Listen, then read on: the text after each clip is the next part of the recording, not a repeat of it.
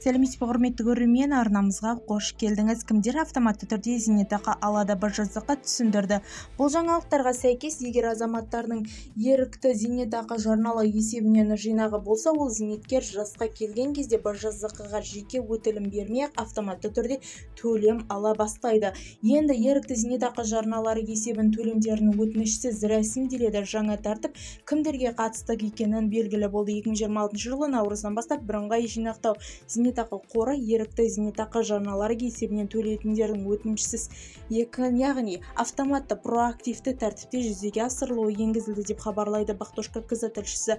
Бұл жаңалыққа сәйкес, егер азамат ерікті зейнетақы жарналары есебінен жинағы болса, ол зейнетақы жасқа жеткен кезде БЖЗ-ға жеке өтініш бермей автоматты түрде төлем ала бастайды. Төлемдер қандай жағдайда автоматты түрде тағайындалады?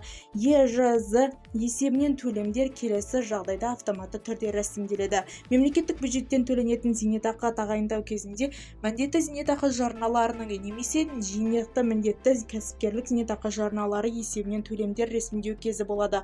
Яғни азамат негізгі азаматтық төлемдерін рәсімдеген сәтте ерікті жарналар есебінен жиналған қаражатта қатар ескеріліп автоматты түрде төленеді.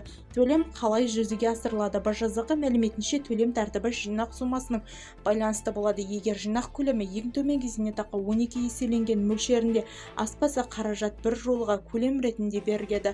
Егер жинақ бұл сомадан асып кетсе, онда төлемдер міндетті түрде жарналардың есебінен беріледі. Зейнетақы бірге ай сайын жинақ толы таусылғанға дейін төленеді. 2026 жылы бір жолыға төлемге шекті сомасы 828.588 теңге. Төлем тәртібі өзгертуге бола ма? Қаражат болған жағдайда алушы төлем тәртібін өзгерту үшін БЖЗ-ға жүгінуге құқылы.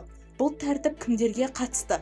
Проактивті төлем тәртібі зейнеткерлік жасқа жеткен, бірақ осы уақытқа дейін ЕЖЗ есебінен төлем алуға жүгінбеген азаматтарға қолданылады. Оның ішінде 50 жасқа толған азаматтар, мүгедектігі бар азаматтар осы санатқа кіреді. Кімдер төлемдерді өз бетінше рәсімдей алады? 50 жасқа толған немесе мүгедектігі бар азаматтар ЕЖЗ есебінен төлемдерін өздері де рәсімдей алады. Олар үшін НПФ сайтына жеке кабинет ашылады. БЖЗ-ға моделі қосымшасына немесе қордың мөлшеріндегі бөлімшелерде жүгіне алады. Жаңа тәртіп не үшін енгізілді? Бұл өзгеріс төлем алу үдерісін жеңілдету, азаматтардың жинақтарының пайдаланбай қалуын қаупін азайтуға бағытталған. Бізді тамашалауды жалғастырыңыз, сау саламат болыңыз.